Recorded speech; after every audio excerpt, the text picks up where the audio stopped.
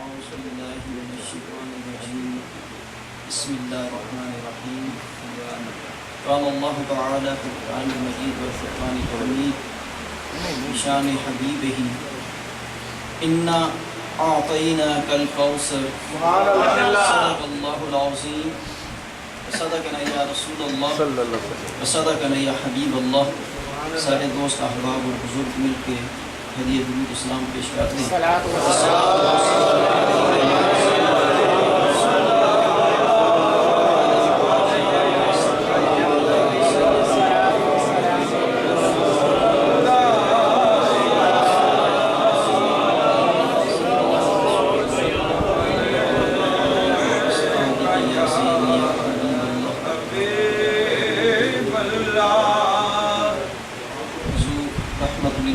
صلی اللہ علیہ وعلی آلہ واصحابہ وبارک وسلم علیہ.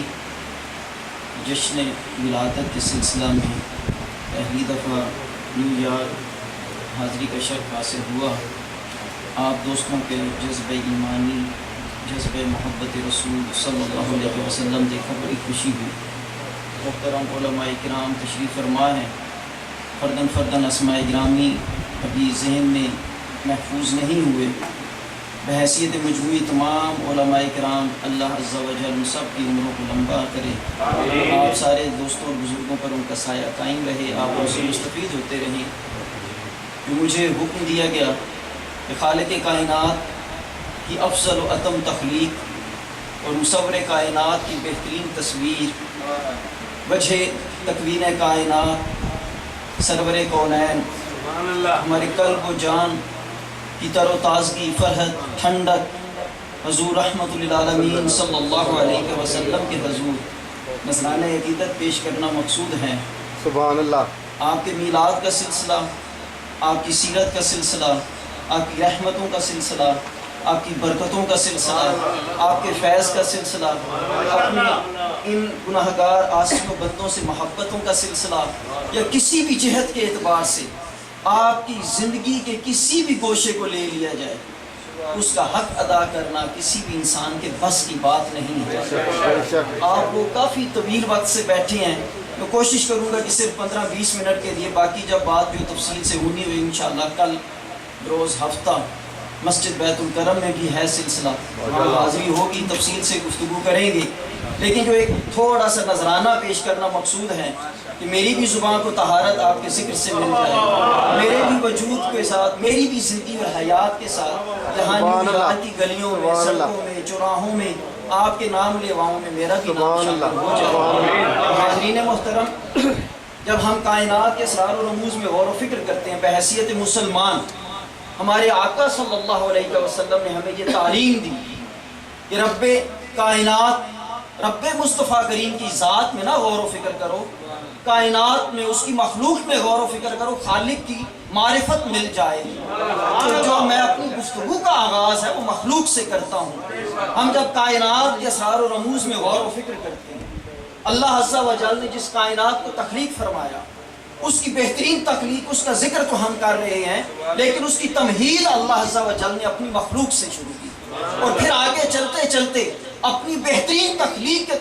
کے نور کے انوار و تجلیات میں اپنے ہی جلوے کا اظہار جو کیا.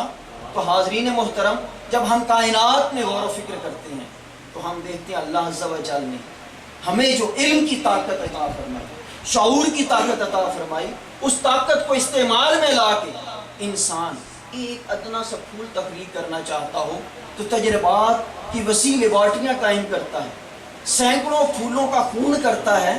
پھر ایک نیا پھول وہ تخلیق کرتا ہے. جو شکاری لوگ ہیں وہ سینکڑوں آہوؤں کا قتل کرتے ہیں، پھر ایک نفتہ جو ہے کچھ وہ حاصل کرتی ہے، خوشبو حاصل کرتی ہے، کستوری. اور سینکڑوں ہزاروں بارش کے قطرے برستے ہیں، کوئی ایک خوش قسمت قطرہ کسی سیپ میں گم ہو کے وہ صدف بنتا ہے، گوہر بنتا ہے. تو بطور علامہ اقبال رحمۃ اللہ علیہ کی میں بات کو اختصار کرتے ہوئے ان کی مثنوی کا حوالہ دیتے ہوئے کہ انہوں نے رسول کریم رحمت للعالمین صلی اللہ علیہ وسلم کی تخلیق کی طرف اشارہ کرتے ہوئے فرمایا جیسے کائنات میں یہ جتنے بھی تجربات ہوتی ہیں، سینکڑوں مراحل گزرتے ہیں، اور ایک بہترین شکل تخلیق ہو کے آتی ہے تو شعلہ ہائے او صد ابراہیم سو اللہ عز و جل نے جو سلسلہ نبوت آدم علیہ السلام سے شروع کیا تھا، سینکڑوں ہزاروں لاکھوں ابراہیم تخلیق ہوتے چلے آئے۔ اللہ عز و جل نے آدم کو تخلیق کیا، ایک تصویر بنائی، کائنات میں بھیجی، پھر اللہ عز و جل نے فرمایا ابھی میری حصے تخلیق کو تسکین نہیں ملی، بندو میری تخلیق کو تم نے دیکھا ہی نہیں، آؤ آگے چلتے ہیں۔ شیش آئے، ادریس آئے، نوح علیہ السلام آئے، اور سلسلہ چلتا رہا حتیٰ کہ خلیل اللہ آئے۔ پھر علامہ اقبال نے کہہ دیا کہ صد ابراہیم سو اللہ عز و جل کی جو حصے تخلیق تھی اس نے سینکڑوں ابراہیم کو آگ میں جلا دیا، کلیم اللہ آگے، روح اللہ آگے۔ پھر بھی اللہ عز و جل نے فرمایا میرے بندو اس نے یوسف کو بھی تم نے دیکھ رکھا تھا، میری ساری تخلیقات کو تم نے دیکھا، لیکن اصل جلوہ میں نے چھپا رکھا۔ وہ جلوہ ان تمام مراحل کے بعد یہ جو سینکڑوں ابراہیم جلتے چلے آئے، جن کا مشاہدہ میرے بندوں تم کرتے چلے آئے، جن کے معجزات کا تم نے مشاہدہ کیا، جن کے جلووں کو تم نے اپنی آنکھوں سے دیکھا، جن کے معجزات کو تم نے میں شاہدے میں لیا، ساری باتوں کے بعد آج میں تمہیں یہ بتاتا ہوں کہ تا چراغ یک محمد پر یہ جو ساری میں نے بزم ہستی جمائی تھی، یہ جو ساری میں نے کائنات تخلیق کی تھی، میرا مقصد یہ تھا کہ میرا ایک حبیب محمد صلی اللہ علیہ وسلم ان کی ہستی کا نور، اس کا چراغ روشن ہے۔ یہ آج کی جتنی بھی محفل پوری کائنات میں جہاں بھی محفلیں سجی ہوئی ہیں، یہ ایک حضرت محمد صلی اللہ علیہ وسلم کے چراغ کی روشنی کا سبب۔ اللہ عز و جل نے یہ جتنی بزم ہستی آباد کی، جو 1,24,000 کے لگ بھگ انبیاء اکرام کو بھیجا، اپنے اپنے جلووں کے ساتھ، اپنے اپنے انوار و تجلیات کے ساتھ، اپنے اپنے کمالات و صفات کے ساتھ، ان کی مکمل جامع اور اکمل شکل جو ہے وہ رسول رحمت للعالمین، اور جب ان کی نسبت مل گئی یہاں سے پھر ہوتا ہے اِنَّا أَعْطَيْنَاكَ الْكَوْثَرَ، اے میرے حبیب یہ جو میں نے آپ کو خیر کثیر عطا کی تھی، اس کی محفل تو پیچھے سے چلی آ رہی تھی، وہ تو سلسلہ پیچھے سے چلا آ رہا تھا۔ جیسے محترم جناب شازی صاحب فرما رہے تھے، تو اللہ عز و جل نے جب اپنے حبیب کو اس کائنات میں بھیجنا، میلاد کی محفلوں کا آغاز کرنا تھا، تو اللہ تعالیٰ نے دلوں کی دنیا کو بدلنا شروع کیا۔ سبحان اللہ۔ جو بیٹی کا قصہ تھا تو وہ بدو یہ بھی ایک جملہ کہتا ہے کہ میں نے اس سے پہلے 3 بیٹیوں کو دفن کر دیا تھا، میرے دل میں کبھی کوئی کیفیت نہیں آئی تھی، معلوم نہیں وہ کون ہستی اس دنیا میں آنے والی تھی جس نے میرے دل کی دنیا کو آباد کر دیا۔ وہ ظالم انسان جو زندہ بیٹیوں کو دفن کر دیتا تھا، اس کے دلوں کی دنیا جو ہے وہ اجڑ گئی، راتوں کی نیند اجڑ گئی۔ یعنی وہ جب ہستی آ رہی تھی، اللہ عز و جل نے اس ہستی کے استقبال کے لیے دلوں کی دنیا، دلوں کے گلشن جو ہیں ان کو پہلے سے بھی آباد کرنا شروع کیا۔ وہ جو ظالم لوگ ظلم کرتے نہیں تھکتے تھے، اب ظلم کرتے ہوئے ڈرنے لگے، ان کے دلوں میں لرزش اور ارتعاش آ جاتا تھا کہ کوئی ہستی آنے والی ہے، کہ جس کی یاد میں یہ محفل اور یہ بزم سجائی گئی ہے، وہ ہستی آنے والی ہے جو ہمارے دلوں کو بدلنے والی ہے، وہ ہستی آنے والی ہے جس کے لیے اللہ عز و جل نے خلیل کو پیدا کیا، صفی اللہ کو پیدا کیا، کلیم اللہ کو پیدا کیا، روح اللہ کو پیدا کیا، اور اس ہستی کی آمد سے ہم سے چھینی ہوئی ساری نعمتیں واپس آنا شروع ہوئی۔ انسان اپنی جان پر ظلم کرنے والا بنایا گیا قرآن کے اس بات سے کہ انسان ظالم ہے، جاہل ہے، جلد باز ہے، اس کو اپنا شعور نہیں، اپنا ادراک نہیں، اپنا احساس نہیں، اس کو نفع نقصان کا کوئی امتیاز نہیں ہے۔ ہم لوگ تو بڑے مال و حساب کتاب میں بنتے ہیں کہ نفع نقصان کے جاننے والے ہیں۔ اللہ عز و جل فرماتا ہے انسان ظالم ہے اور جاہل ہے، یہ جلد باز ہے، اپنی جان پر ظلم کرنے والا ہے۔ ہم نے اپنی جانوں پر ظلم کیا، آب زمزم ہم سے چھن چکا ہے۔ حضور سرور کونین صلی اللہ علیہ وسلم کی آمد ہے، آپ کے میلاد کے چرچے ہیں، آپ کے دادا جان کو خواب میں وہ چھینی ہوئی نعمت دوبارہ بتائی جاتی ہے کہ فلاں ابھی آمد ہوئی نہیں، اس آمد سے پہلے ان کے جلووں کا، ان کے چرچوں کا اظہار کیا جا رہا ہے کہ اے کائنات کے باسیوں، جن کے چرچے رہتی دنیا تک ہوں گے، جن کے نغمے ایک ایک انسان کی زبان پر جاری کیے جائیں گے، آؤ تمہارے ظلم کی وجہ سے جو تم سے نعمتیں چھین لی گئی تھی، جو دلوں کی دنیا بے آباد ہو چکی تھی، جو کائنات میں آب زمزم کی صورت میں دولت تم سے چھن چکی تھی، وہ واپس تمہیں عطا کی جائے، تاکہ تم کو احساس ہو کہ کوئی ہستی آنے ان کے صدقے سے پھر جب یہ کیفیت ہوئی، بات کو اور مختصر کر دیتا ہوں، دوسرے موضوع پر ساتھ آ جاتا ہوں، تھوڑا تھوڑا حصہ، جیسے پہلے محترم شاہ صاحب بھی فرما رہے تھے. تو جس ہستی کے لیے اتنا اہتمام اللہ عز و جل نے کائنات میں کیا، ہزاروں سال بزم سجائی، ہزاروں سال لوگوں کو انتظار کرایا، ہم نے تو صرف مغرب سے اب تک کوئی بزم سجائی، وہاں تو لاکھوں سال کا سفر ہے. سائنٹسٹ آج بتاتے ہیں کہ لاکھوں سال میں کائنات ٹھنڈی ہوئی، پھر جا کے یہاں پہ دنیا آباد ہوئی، پھر جا کے یہاں حیات کا ظہور ہوا. تو اللہ عز و جل نے یہ جو لاکھوں سال کا سفر طے کروایا کائنات کو، اور ہزاروں سال عالم انسانیت کو، ایک ہستی کے لیے جس کو اللہ عز و جل نے اپنا حبیب کہا، اپنا محبوب کہا، جس کو اللہ عز و جل نے اپنی نعمت عظمیٰ قرار دیا. اللہ عز و جل نے اپنی کسی نعمت کا اظہار اور اس کا احسان اپنے بندوں کو نہیں کروایا سوائے نعمت عظمیٰ کی، جو رسول کریم صلی اللہ علیہ وسلم کی ذات کی صورت ہے. اللہ عز و جل نے ایک ہی احسان پورے قرآن میں گنوایا، اور وہ رسول کریم صلی اللہ علیہ وسلم کی حضرت. یہ جو احسان ہے تو لوگوں کے دلوں میں ان کی محبتوں کی چراغ روشن، ان کی زیارت کی دید، ان کی جو طلب ہے وہ دلوں میں پیدا کر، آنکھوں کی ٹھنڈک جو ہے وہ اللہ عز و جل نے اپنے پیارے حبیب صلی اللہ علیہ وسلم کی ذات اقدس کی شکل میں پیدا کیا. اللہ عز و جل نے قرآن میں ارشاد فرمایا، میں شہر مکہ کی قسم نہیں کھاتا، لا اقسم بہذا، میں اس کی قسم اور کسی وجہ سے نہیں کھا رہا. وانت حل بہذا البلد، اے میرے حبیب یہاں پہ میرا پہلا گھر بھی آباد کیا گیا. اے میرے حبیب یہاں میں نے اپنے صفی اللہ کی توبہ بھی قبول کی. اے میرے حبیب یہاں ذبی اللہ بھی آیا. اے میرے حبیب یہاں خلیل اللہ بھی آئے. اے میرے حبیب یہاں میں نے اپنے زمزم بھی لوگوں کو عطا کیا. میں کسی نسبت کی وجہ سے اس کی قسم نہیں کھا رہا، میں قسم کھاتا ہوں تو تیرے قدموں کی ساتھ، تیرے قدم جس زمین کو چوم لے، جس زمین کو یہ سعادت میں دے دوں کہ تیرے قدموں کا بوسہ لے لے، میں اس کی قسم کھاتا ہوں. اور مظاہرے کا صیغہ استعمال کیا تو جس کے قدموں کے صدقے سے زمین اتنی مقدس ہو، جس کے قدموں کا بوسہ لینے سے زمین مقدس ہوتی ہے، وہ آگے سفر کرتا ہے، ہجرت وہ ہستی کرتی ہے. وہ علاقہ جس کو یثرب کہا جاتا تھا، بیماریوں کی سرزمین. آج یہ جو دوست ناکام تھے، دو چار ان کی باتوں کا خلاصہ صاحب بیان کرتا جاؤں گا کہ ان پہ جو ہمارے دلوں میں تڑپ ہوتی ہے اس کو تو یثرب کہا جاتا ہے. بیماریوں کی زمین کہلاتی تھی، دکھوں کی زمین کہلاتی تھی، لوگ وہاں سے بھاگ جایا کرتے تھے. لیکن جب ہمارے آقا نے وہاں قدم رکھی، اس کو مدینۃ المنورہ کہا جاتا ہے، وہاں ریاض الجنہ آ گیا. وہاں کی جو خاک ہے وہ بھی تمام جہانوں سے افضل و اعلیٰ ہو. وہی جو یثرب تھا، آج اگر اس کو نفرت اور حقارت کی بنیاد پر یثرب کہا جائے تو گناہ کبیرہ ہے.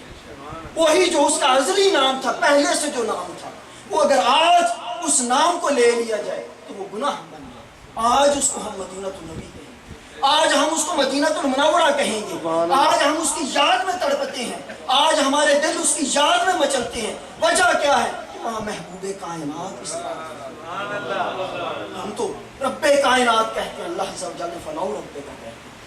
اپنے حبیب کے رب ہونے کا اظہار کر کے قسم کھائی. سبحان اللہ. اللہ عز و جل نے اپنے وجود کی بھی قسم کھائی، اپنے آپ کی ربوبیت کا بھی اظہار کرایا، تو اس کی بھی نسبت اپنے مصطفیٰ کریم صلی اللہ علیہ وسلم. کیا میرے بندو، میں رب تو تمام مخلوقات کا ہوں، تمام کائنات کا رب ہوں، لیکن اگر میں قسم کھاتا ہوں اور اپنی ربوبیت کا اظہار چاہتا ہوں تو اپنے مصطفیٰ کی نسبت سے میں رب مصطفیٰ کہلانے پر فخر کرتا ہوں. ہوں میں ساری کائنات کا، ساری مخلوقات کا خالق، لیکن مجھے فخر ہے تو اپنے محبوب کی تخلیق، اس کی ربوبیت پر مجھے فخر ہے، میں اس کو نمونہ بنا کے لوگوں کے سامنے لاتا ہوں. یہ وہ کیفیت ہے رسول کریم صلی اللہ علیہ وسلم کہ جس کو محبت مل گئی، جس کے ساتھ جس کو نسبت مل گئی، اس کے مقام عرفہ و اعلیٰ. اللہ عز و جل نے پھر لوگوں کے دلوں میں اپنے محبوب کی محبت پیدا کر. آج سارے لوگ جو تڑپتے ہیں، ہم سب کے لیے خوشی ہے، اللہ عز و جل نے اپنے پیارے حبیب مخبر صادق صلی اللہ علیہ وسلم کی زبان اقدس سے یہ ہم لوگوں کے لیے جو بعد از نبوت آنے والے ہیں، جو آج یہاں بیٹھ کے آنسو بہاتے اپنے محبوب کی یاد میں، ہمارے لیے ان کی زبان اقدس سے ایک مزدہ جاں فضا بنی. سبحان اللہ. رسول کریم صلی اللہ علیہ وسلم نے اپنے صحابہ اکرام رضوان اللہ تعالی عنہم اجمعین کو فرمایا کہ میرے بعد کے آنے والے لوگ جنہوں نے مجھے دیکھا نہیں ہوگا، مجھے سنا نہیں ہوگا، میری کوئی کیفیت ان کے سامنے نہیں ہوگی، لیکن وہ اپنی مال و دولت بھی لٹا دینا پسند کر لیں گے صرف میری ایک زیارت، اپنی جان و مال و متاع لٹا دینا قبول کر لیں گے، لیکن ان کے دلوں میں جو تمنا ہوگی وہ میرے دین کی تمنا ہوگی، اور وہ لوگ محبت میں بڑے سچے کھڑے لوگ ہیں۔ یہ ہمارے لیے ہمارے آقا مولا صلی اللہ علیہ وسلم ہمارے دلوں کی تسلی کے لیے ہماری عمل سے پہلے یہ پیغام چھوڑا۔ اور صحابہ اکرام نے پوچھا یا رسول اللہ صلی اللہ علیہ وسلم کیوں، کیسے؟ رسول کریم صلی اللہ علیہ وسلم فرماتے ہیں اس لیے کہ تم لوگوں نے مجھے دیکھا، میرا پیغام سنا، میرے وجود کو دیکھا، میرے معجزات کو دیکھا، میرے انوار و تجلیات کا ظاہری آنکھوں سے مشاہدہ کیا، ان لوگوں کو یہ کیفیت نصیب نہیں ہوئی ہوگی، بن دیکھے کچھ پہ مر مٹے ہوئے۔ یہ جو ان کی کیفیت ہوگی، اس کے صدقے سے جو ان کو درجہ اور مرتبہ اور مقام ملے گا، بڑی بڑی مخلوق اس پہ رشک کرتی نظر آئے گی۔ اللہ عز و جل نے یہ جو محبت عطا کی، صحابہ اکرام رضوان اللہ تعالیٰ مجمعین کی حیات مقدسہ سے دو واقعہ، حضرت زید بن عبداللہ جن کو خواب میں اذان دیتے ہوئے فرشتہ دکھایا، اور جنہوں نے ہمیں بتایا کہ اذان دینے کا طریقہ یہ ہوگا۔ رسول کریم صلی اللہ علیہ وسلم اس دنیا سے پردہ فرمایا، آپ کھیتوں میں کام کر رہے ہیں، آپ کا بیٹا دوڑ کے آتا ہے، ابا جان رسول کریم صلی اللہ علیہ وسلم ہم سے جدا ہو گئے، ہماری ظاہری آنکھوں سے رخصت ہو گئے، اس دنیا سے پردہ فرما گئے۔ وہیں کھڑے کھڑے محبت میں، اس کیفیت میں، یا اللہ یہ جو آنکھیں تو نے مجھے عطا کی تھی یہ تیرے محبوب کے دیدار کے لیے تھی، وہ اس دنیا میں نہیں رہے، مجھ سے یہ آنکھیں چھین لے، مجھے ان آنکھوں کی ضرورت نہیں، مجھے اس نعمت کا انکار، اب میں اس نعمت کو نہیں چاہتا کہ تیرا محبوب جا نہیں رہا، میری آنکھوں کا کوئی کام نہیں۔ اللہ عز و جل نے جو صدق کے دل سے دعا کی اس کو قبول کر۔ ایک اور صحابی آنکھیں رخصت ہو گئی اسی غم میں، لوگ تعزیت کے لیے آنے لگے، فرمانے لگے کیا کہتے ہیں، جو ان آنکھوں کا مقصد تھا وہ مقصد ہی اب اس دنیا میں نہیں، ان کی تعزیت کیوں کرتے ہو؟ جس مقصد کے لیے، جس غرض و غایت کے لیے میرے رب نے یہ مجھے عطا کی تھی اب وہ اس دنیا میں نہیں رہا، مجھے کوئی افسوس نہیں کہ مجھ سے یہ چھین گئی۔ یہ جو لذت ہے محبت رسول کریم کی، یہ جو محبت ہے رسول کریم صلی اللہ علیہ وسلم کی، اللہ عز و جل نے اپنے صحابہ اکرام کو عطا کی۔ ایک آخری جو دوسرا حوالہ حضرت ثوبان رضی اللہ تعالیٰ رسول کریم صلی اللہ علیہ وسلم کے آزاد کردہ غلاموں میں سے، آپ کی بارگاہ بے کس پناہ میں حاضر ہوئے، زرد رو چہرہ، کمزور، دبلے پتلے، روتے ہوئے رسول کریم صلی اللہ علیہ وسلم فرماتے ہیں ثوبان کیا ہو گیا؟ یا رسول اللہ صلی اللہ علیہ وسلم جب کبھی دکھ ہوتا ہے، جب کبھی تکلیف ہوتی ہے، جب اس دنیا کے غم گھیر لیتے ہیں، آپ کے چہرے اقدس کا دیدار کرتا ہوں، سب کچھ بھول جاتا ہوں، زندگی مل جاتی ہے، حیات نو عطا ہو جاتی ہے، ایک نئے انداز سے جینے کا رنگ ڈھنگ مل جاتا ہے۔ آج بیٹھا تھا، کچھ عرصہ پہلے کوئی بیماری نہیں لگی، کچھ نہیں ہوا، بس بیٹھا تھا، سوچ رہا تھا کہ ایک وقت آئے گا میں بھی چلا جاؤں گا، آپ بھی چلے جائیں گے، آپ انبیاء کے ساتھ ہوں گے، میں پتہ نہیں جنت کے کس درجے میں ہوں گا، یہاں تو آپ کے دیدار سے آنکھوں کو ٹھنڈک مل جاتی ہے، دنیا کے غم بھول جاتا ہوں، وہاں ہوں گا تو کیا صورتحال ہے۔ اس غم میں دبلا ہو گیا ہوں، کوئی اور بیماری نہیں، کوئی اور دکھ نہیں، کوئی اور سوچ نہیں۔ اگر کوئی سوچ ہے کہ آپ کی زیارت کے بارے میں سوچ، اپنی آنکھوں کو ٹھنڈا کرنے کے لیے جو طلب اور خواہش میرے وجود میں ہے، آج اس نے مجھے اتنا کمزور کر دیا ہے، تمام دنیا کی بیماریوں سے بڑی بیماری لگتی ہے۔ اسی وقت سورہ نساء کی آیت نمبر 68 اور 69، وہ 60 سے 70 تک 10 آیات کا مطالعہ کریں، بڑا لطف آتا ہے، پوری 10 آیات ہیں، اپنے گناہوں کی مغفرت کا بھی اس میں ذکر ہے، اللہ کے پیارے حبیب صلی اللہ علیہ وسلم کو اپنا حکم بنانے کا بھی ذکر ہے، اور پھر درمیان میں جو آتا ہے اس موقع کی نسبت سے آیت نازل ہوگی کہ وہ لوگ جو اللہ اور اس کے رسول کی اطاعت کرتے ہیں،